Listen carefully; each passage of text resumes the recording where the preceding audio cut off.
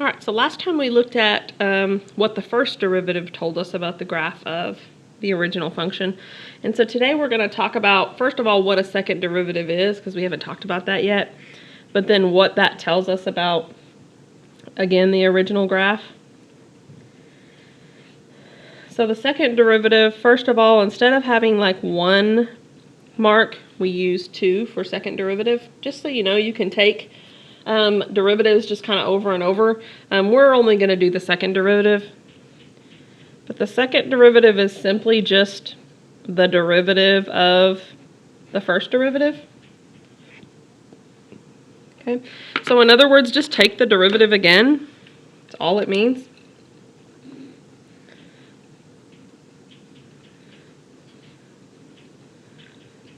And as long as you know how to take derivatives, it's not that bad. It's just the first derivative will be the rate of change of the original. The second derivative will be the rate of change of the slope itself, okay, or of the derivative. So let's practice taking second derivative, since we haven't really done that yet, and then we'll talk about what it means. So 3x cubed minus 4x squared plus 5x minus 2. And let's say I asked you not to find the first derivative, but the second. So you just find the first derivative first. Okay, so that's going to be 9x squared minus 8x plus 5. Okay, that's power rule, right? Move the power out to the front. And then the second derivative will be, you just take the derivative again. Okay, so 18x minus 8, 18x minus 8, I mean. And that's it. Okay, if you wanted to do the third derivative, you could, by the way. You would take the derivative again of the second derivative, and you would get just 18. But for our purposes, 2 derivatives is enough. So what about this guy? So pay particular attention to this. You'll see problems like this again, and you can make it easy on yourself or not so easy on yourself. My suggestion to you is to avoid using the quotient rule if you can. So notice, I didn't say derivative, right? Because all I did was rewrite this as 3 times x minus 2 to the negative 1 power. And I wrote it like that so that I could easier take the derivative. I don't really want to do quotient rule. Now, could I do quotient rule? Sure. Okay, you'd have to do it twice, though, since we're doing the second derivative. So if we move the power out to the front, we get negative 3. And then we reduce the power by 1. And then don't forget chain rule, right? The derivative of x minus 2 is just 1, but if it were like 2x minus 2, then you would have a 2 there. Okay, so you do need to go ahead and have it, even if it happens to be 1. Okay, now this one, the 1's not going to affect it, right? But if you move the power out to the front, you'll get 6 times x minus 2 to the negative 3 power. You'll reduce the power one more time, right? And then again, we still have chain rule, but in this case it's just 1. So the second derivative is simply 6 over x minus 2 cubed. Again, it's the same answer you'll get if you feel like doing quotient rule twice. I would just maybe suggest that you probably won't want to.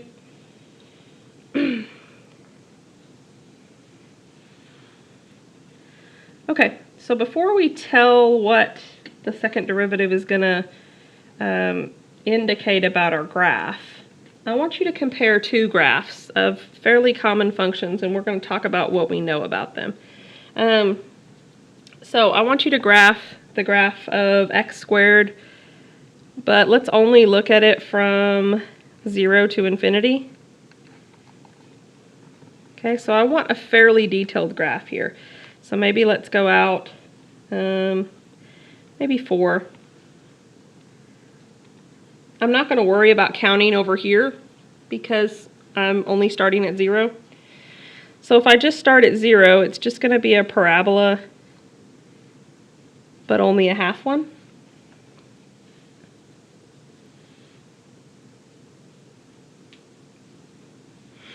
All right, and I want you to compare this to the graph of g of x equals the square root of x. And the square root of x function, we definitely won't get any negative values because you can't take the square root of a negative number. But this graph would end up looking like this. And you could graph these on your calculator if you're a little unfamiliar with these, but these are kind of standard graphs from algebra. So let's say some things about the graph. This graph is increasing, right? If you look at it from left to right, it's definitely going up. So is this one.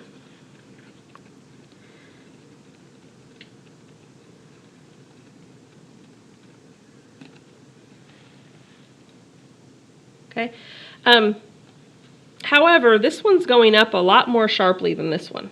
Okay, right? Like this one's increasing rapidly. This one's pretty much leveling off, right? I mean, it's going to keep increasing, but at a much slower rate. Okay. So something else we can say about this is here, the rate of change, not the graph itself, but the rate of change is increasing. In other words, that slope is getting more and more rapidly larger. Compare that to this. Notice the slope is not getting larger, right? The slope is actually decreasing. So even though the graph is increasing, the slope or the rate of change is decreasing. And it's a subtle change, right? So I need you to kind of think about that. If you need to pause the video and think about it, then do. So we're going to come back and maybe label something a little bit more about these graphs. But for now, I want to define something called the concavity of graphs. Now, this would be something that you would not have probably talked about in the class before this one. So graphs can be either concave upward or they can be concave downward. Concave upward indicates that the curve opens upward. Okay, that's how you tell if it's concave upward. Whereas concave downward, the curve opens downward.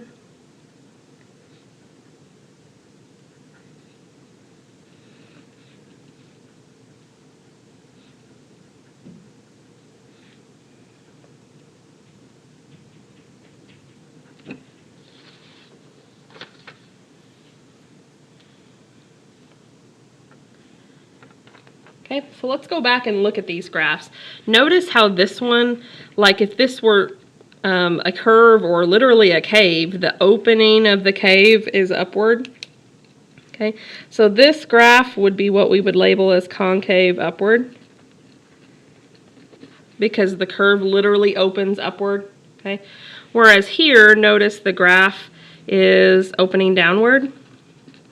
So this is concave downward. Anytime the rate of change is increasing, it's a concave upward. Anytime the rate of change is decreasing, it's a concave downward.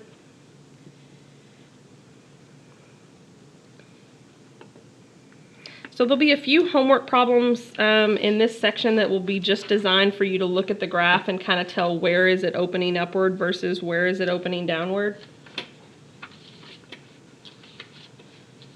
Okay, but let's pretend we don't have pictures of the graph.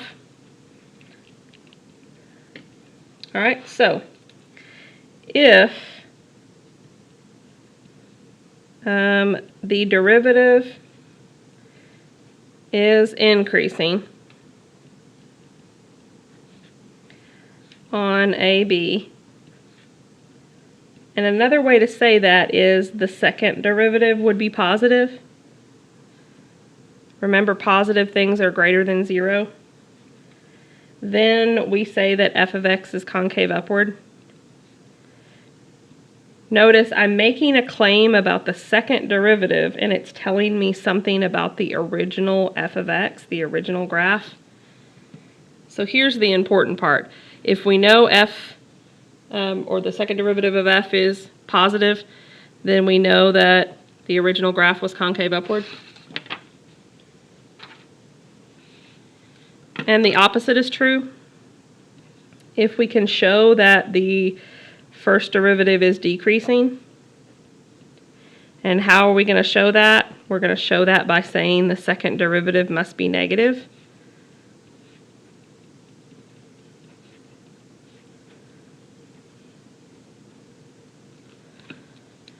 then we can say the graph is concave downward.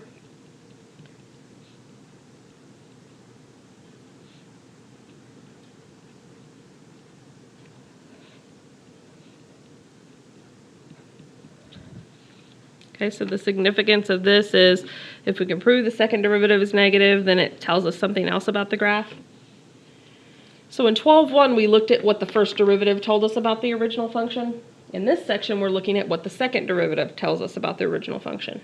Okay, and then next week, we're going to put all of that together to talk about what we can tell the graph would be from this information. So back in 12.1, we had something called a critical value, and that represented where the graph changed direction. Okay. Well, an inflection point is going to be a point where the graph changes concavity. In other words, it was concave up and now it's concave down, or vice versa.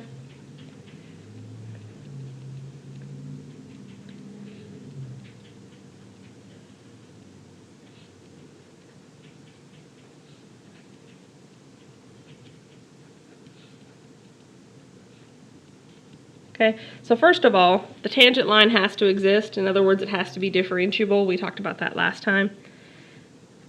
But more importantly, it's where the concavity changes.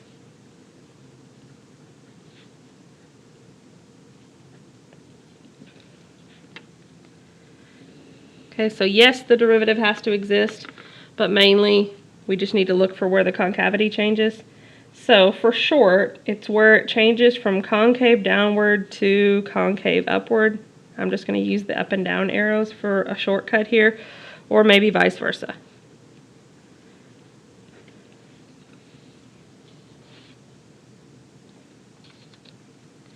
Okay, so kind of like we did in 12.1, we're going to look at a kind of a simple example, and then I'm going to lay out some steps for how you'll find where the graph is concave upward versus downward always.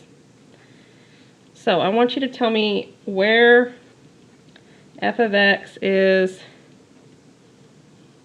concave upward and where is it concave downward.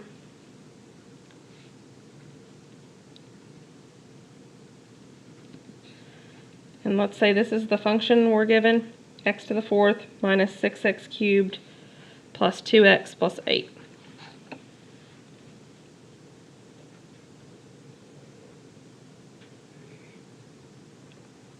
So look back up at your if statements. We're not concerned about the first derivative now. That's not what tells us about concavity. The second derivative is what tells us about concavity. So we need to find the second derivative. So we find the first derivative, and then we'll find the derivative again. Okay, and that'll be the second derivative. So the second derivative is going to be 12x squared minus 36x. And just like we did in 12.1 with the first derivative, we're going to set that equal to 0. And then we're going to try to factor it. So notice 12x could be factored out of both of these, leaving x minus 3. So I get x equals 3, and I get x equals 0. Okay. Notice these are the values I'm going to put on my number line, but I don't call them critical values, okay? Because critical values are where the first derivative equals 0. These points are where the second derivative equals 0. And I don't even know if they're inflection points yet, because I need to see if concavity changes or not. But this should look familiar to you, okay? So notice we're going to say, hey, the second derivative is 0 at these two spots. Okay, I'm still going to pick test points. Okay, but for these test points, I'm not going to plug them into the first derivative. I'm going to plug them into the second derivative. Okay, so we practiced this last section, so hopefully you got pretty good at this. So let's pick -1 for the left. Let's pick 0. Just kidding. Not 0, right? 1 for in between 0 and 3. And maybe 4 for the right-hand side. So I'm going to shortcut these because we practiced this all during the last section. Remember, I don't really care what the answer is. I just care whether it's positive or negative. So most of these you probably could do in your head, okay? So let's find f. You say that f double prime of -1 instead of f prime. So if you plug in negative, you're going to get a negative something times a negative something, right? A negative times a negative is a positive. So I am kind of shortcutting this a little bit. If you don't like that and you want to figure out what the actual number is, feel free to do that. Okay, I'm just trying to kind of save us a little bit of time here. Okay, so if we plug in the 1 to the second derivative, we're going to get a positive something here, right? But then we're going to get a negative something here. So a positive times a negative is a negative. So I got a big fat negative right here. And then lastly, if I plug in 4, I'm going to get positive times a positive, which is definitely a positive. So I'm just kind of taking out of the equation what I don't really need. I don't really need to know what the numbers are. I just need to know what the sign is. Notice I said f, the second derivative, not the first derivative like I did before.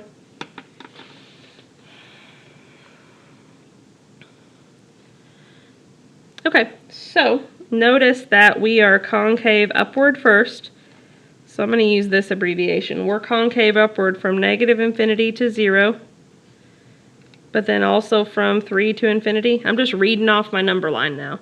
And we are concave downward only from 0 to 3.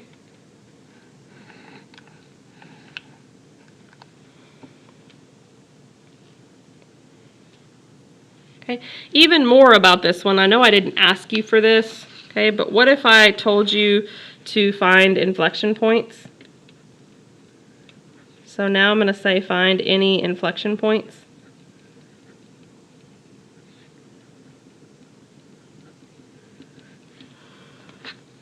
So go back up to your number line. What are inflection points? They are any time we change from a concave upward to downward or a downward to upward. So notice we do that in both of these cases, right? So these are both inflection points.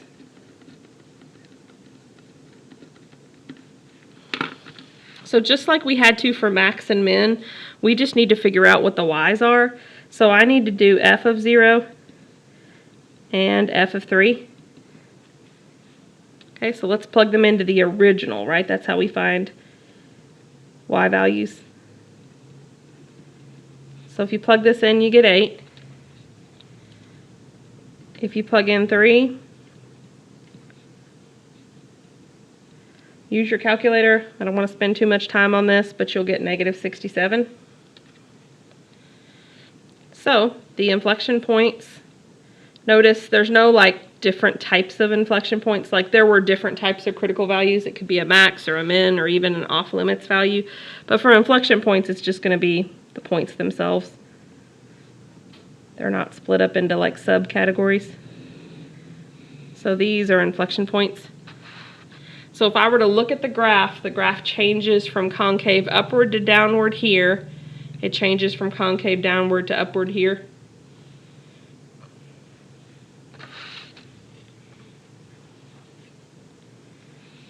All right, so let's talk about the steps. The steps should feel really similar to you, okay? Particularly if you're looking at these two sections, 12.1 and 12.2, kind of close together. So the first derivative tells you increasing and decreasing. The second derivative tells you concave upward versus downward. All right, so you're going to notice the steps are the same, or similar at least, to what we did in 12.1. So first you're going to find where the second derivative equals 0. But you also need to note where f of x or the second derivative of x is not defined. And we mark that on our number line as ND.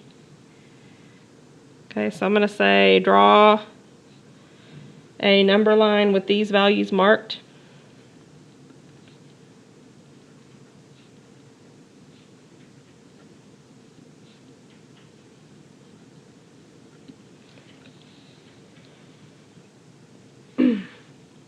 So step number 2 is you're going to choose a test point in every section of your number line.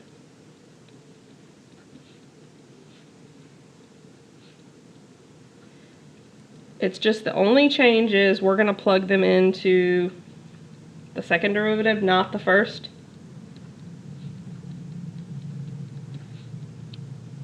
And I'm just going to say either assign a plus or a minus sign to them.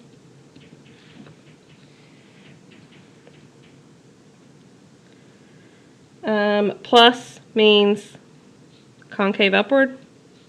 Minus means concave downward.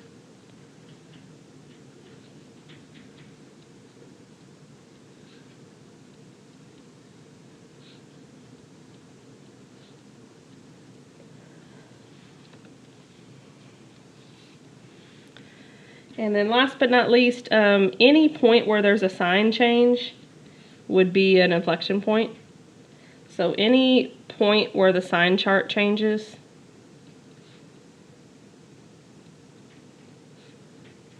is an inflection point.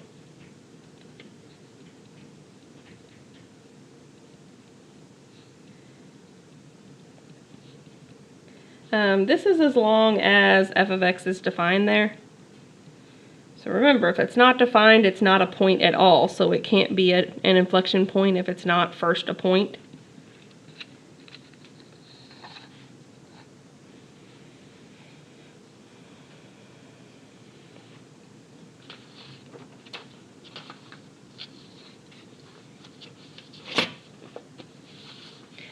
Okay, so let's do one for an example we've already done. So I want you to find the intervals of concavity. That's just a really fancy way of saying where is it concave upward versus downward. And any inflection points if we have them. You're not always going to have inflection points, so be aware of that. Okay, and let's take example 2, the one that we already did. So let's just kind of copy down the information from example 2. Remember, this was the original. This was the first derivative. So look back up at example 2 if you don't know where I'm getting this. And then this was the first derivative. 6 times x minus 2 to the negative third, which gives us 6 over x minus 2 cubed. So we want to find out where this is 0. But notice that actually can't happen. Remember we talked about this in 12.1. We would be concerned with where the numerator was 0. So I'm just going to leave myself a note here. No value of x will ever make the second derivative 0. But we still have a value of importance, right? What do we know x can't be? Okay, what is not going to be allowed because it's undefined? Okay, the answer is x can't be 2, right? Notice 2, if we plugged it in the denominator, would give us 0, and we're not allowed to have that.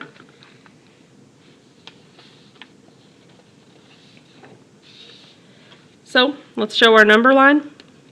So we're going to mark 2 on the number line, but we're going to be careful to say, hey, that's not defined there.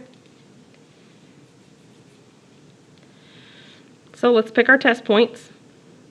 Anything to the left of 2, anything to the right of 2. Okay, just remember that you're plugging these into the second derivative.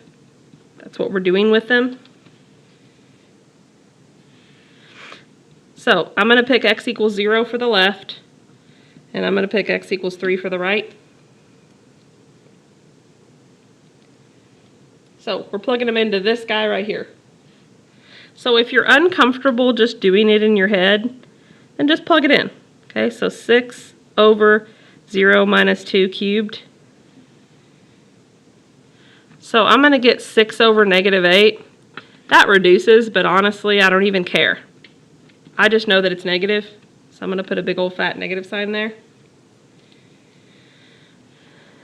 So if I plug in 3 to the second derivative, I'll get 6 over 3 minus 2 parentheses cubed.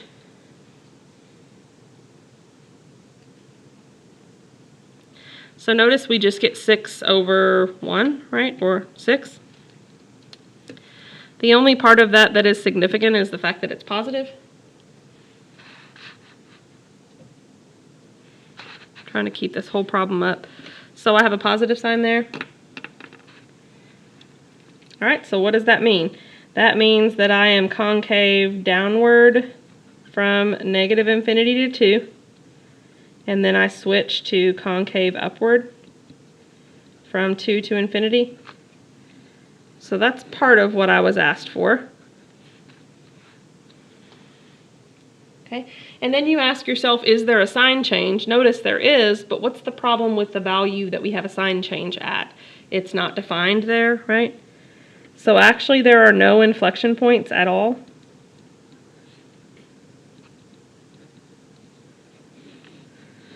Okay, so here's our explanation for that. Although there is a sign change at x equals 2, it's not defined there. So it can't be an inflection point if it's not a point.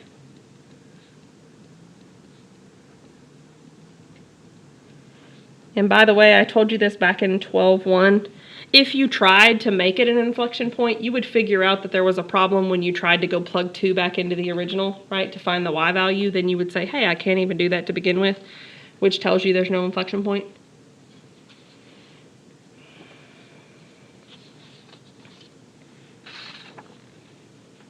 All right, so let's do a couple more. So I'm going to bring in some of our old derivatives just to make sure we still remember how to do them.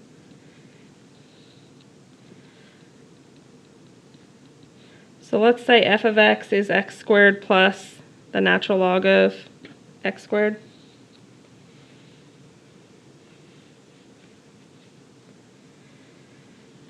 All right, so I'm going to do this using chain rule. So the derivative of x squared is just 2x. Okay, the derivative of the natural log of something is 1 over that something, and then times the derivative of the inside. So if you work this out, by the way, that would cancel this x with one of these, right? You would end up with 2x plus 2 over x.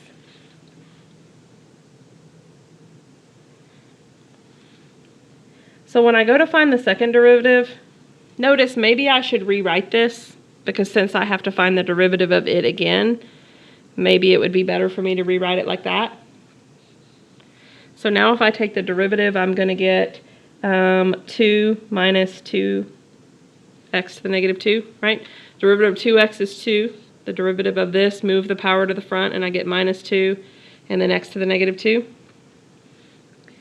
So another way to write this is 2 minus 2 over x squared equals 0.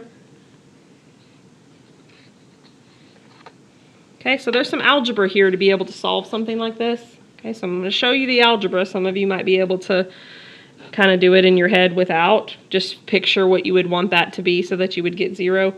But I'm not assuming that's the case. So if you want to solve this for 0, you need to not have a fraction.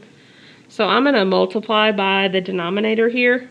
Okay, and I'm going to multiply everything by that denominator. Notice if I do that, I'm going to get 2x squared, because x squared times 2 is 2x squared. But notice if I multiply this times this, the x squareds cancel, and I just get minus 2. And then 0 times x squared is still 0.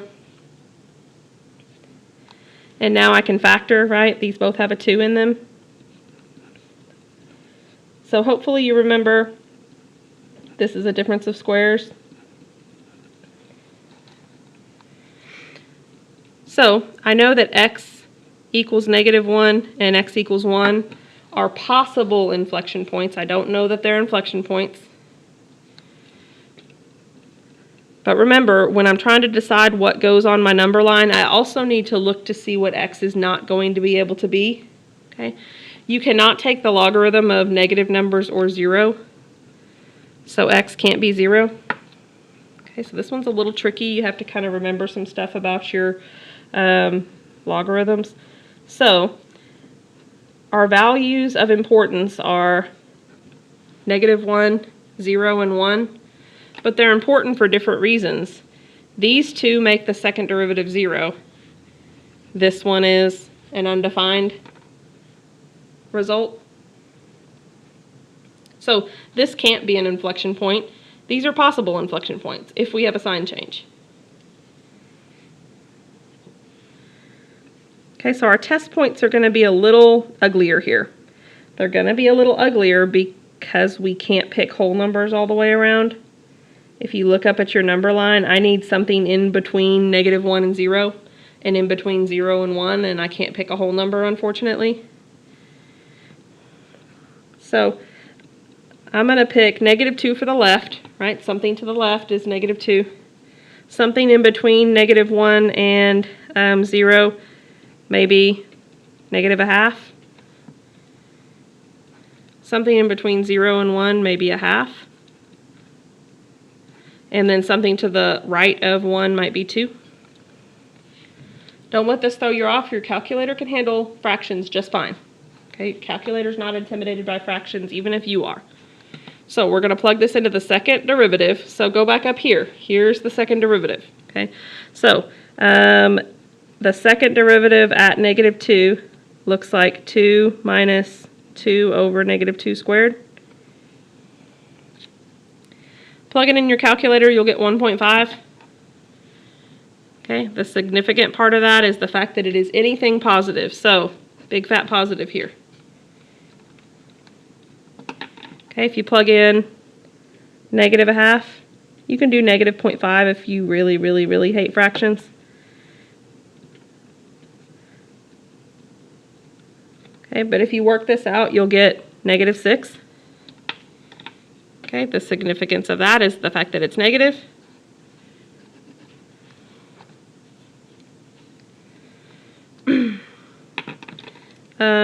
The second derivative at 1/2 would be 2 minus 2 over 1/2 squared. That also equals -6. So that's negative.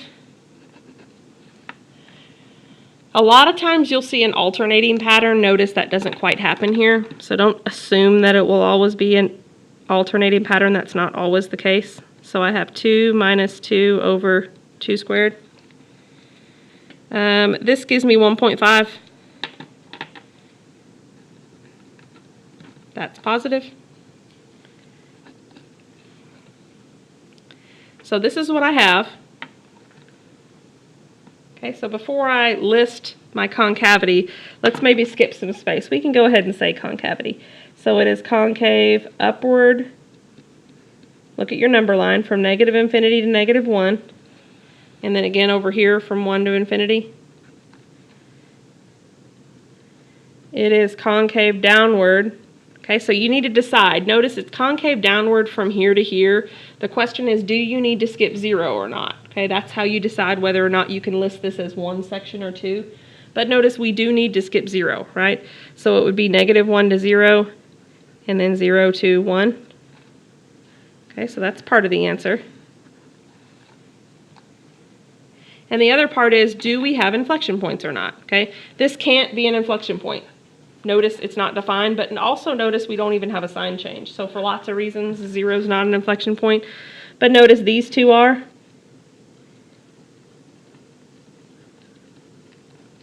Okay, -1 and 1 are definitely inflection points. So all we need to do is figure out the other half of the point. We know the x's, we just need the y's.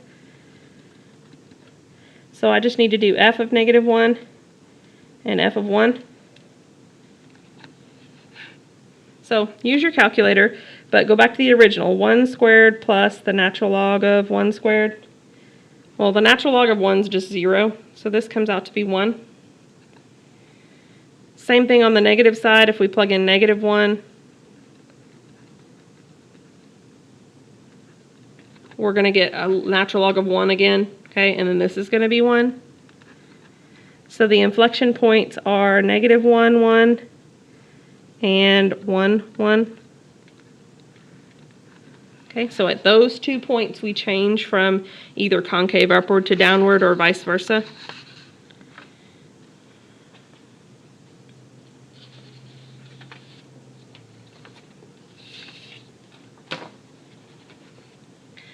All right, So I'm going to put a star by this question. This is the last question of the day, but this is going to pull in not only what we're doing in this lesson, but also what we did in the lesson before this one. This is definitely an example of something I could ask on test 2. So if you understand this one, I would say that you understand just about anything I would throw at you. So first I want you to tell me when the graph is increasing. Where is it decreasing? Are there any extrema? Remember, extrema just means max or min. So by the way, this is not from this section. This is from 12.1. Okay, increasing, decreasing, and extrema were in 12.1. But then I also want you to figure out where is it concave upward, where is it concave downward, and any inflection points if we have them. Okay, notice this is from 12.2.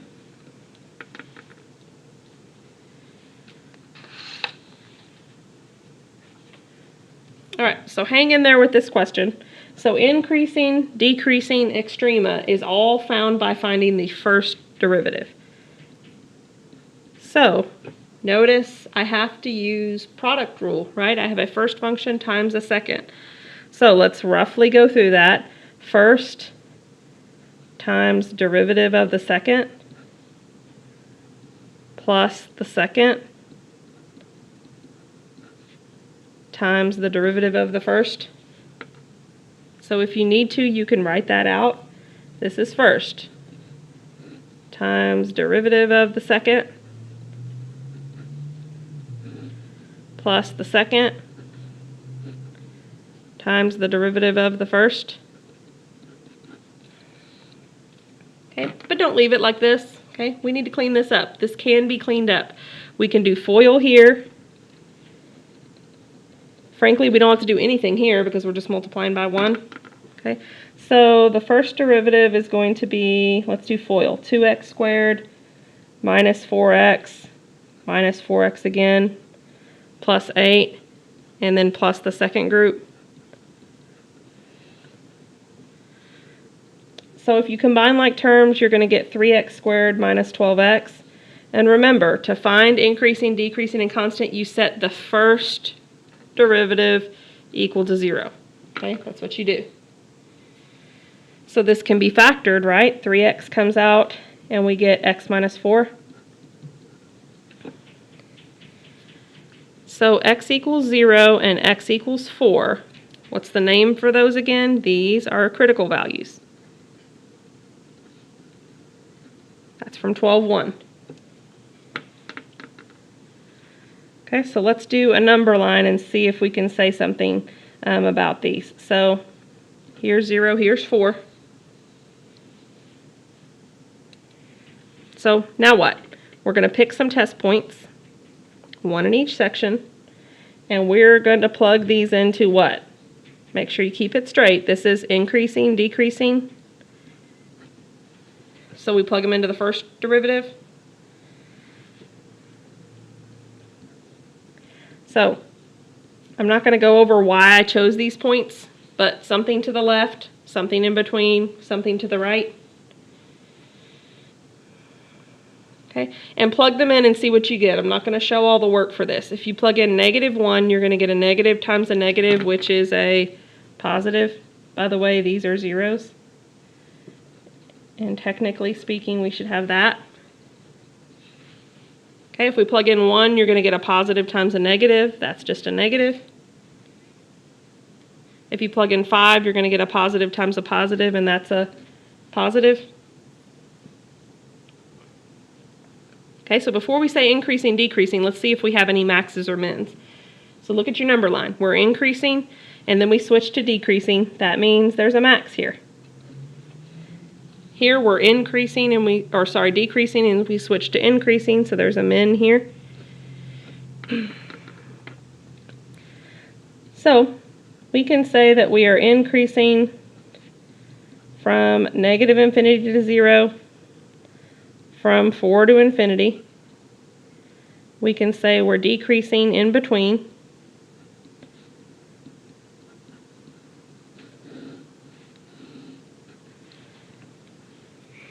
And then if we want to know the max and the min, we just need to plug in 0 and 4 to the original function so that we can find out what the point was, what the y was. So again, I'm not going to show all the work for that, but just plug it into the original, right? Here's the original way up here. Okay, plug in 0, plug in 4, you're going to get 16 and negative 16. So notice there's a relative max. Look back up here, right? The 0, 1 is a max. Relative max at 0, 16.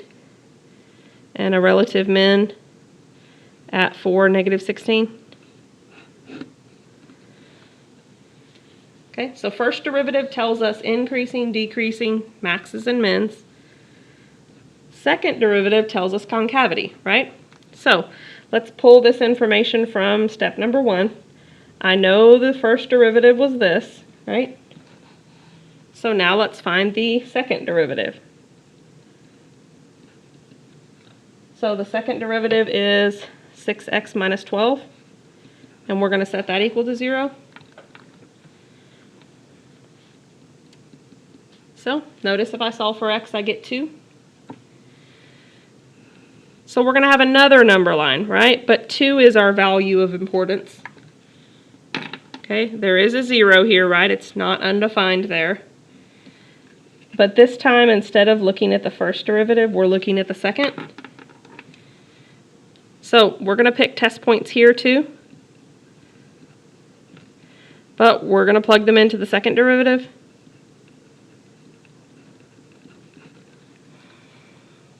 Okay, notice we don't have to have as many test points because we only have 2 sections. So something to the left, we could pick 0. Something to the right, we could pick 3. So come up here. If we plug in 0, we're going to get a negative 12. So that's a negative to the left. If we plug in 3, we're going to get 18 minus 12, which is 6, and that's positive. Okay, so notice, do we have a sign change? Yes, right? We change from minus to positive. And notice we're defined there, so there's no problem there. So this is an inflection point. We just need to figure out what the full point is. So we are concave downward from negative infinity to 2. And we are concave upward from 2 to infinity.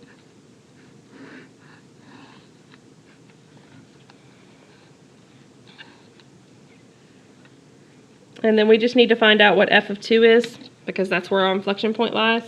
Okay, so plug that in and you're going to get 0, which means there's an inflection point at the point 2, 0.